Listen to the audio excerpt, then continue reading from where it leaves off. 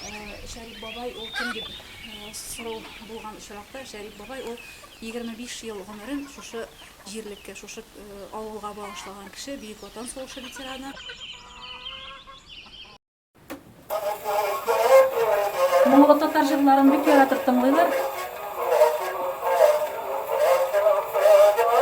Үзләре тыңлап яшәгән пластинкадан бер фрагмент.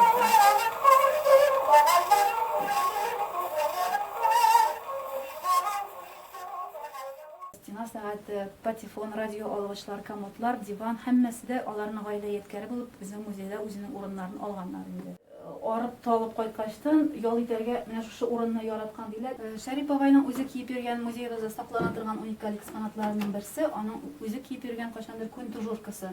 Коммунизм вакытында, Советлар Союзы вакытында киеп йөргән. Аннан соң да оныклары да кияргә туры килгән. Һәм инде безнең музейда шулай ук саклана алмалтыгы. Барыбер дә бик авыр ачы сугыштан соңгы сугыш елларында да колхоз җитәкчесе булып эшләгәч, авыл советы рәисе дә булып эшләргә туры килә.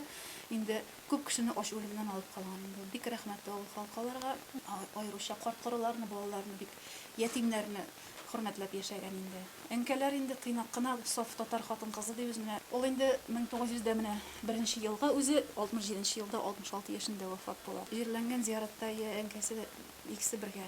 Шәриф бабай үзе ясаган гардероб дибез, шушы кием салым шкафы саклана безнең музеебезнең экспонаты буларак. Бу өлештә Нәгыймә апаның киеп йөргән киемнәрен күрергә була, аның белән танышырга була. Берничәсендә аны үзенеке һәм инде шул елларда кигән авылыбызның хатын-кызларының читекләре һәм иратларының читекләрен, чүәкләрен күрергә була.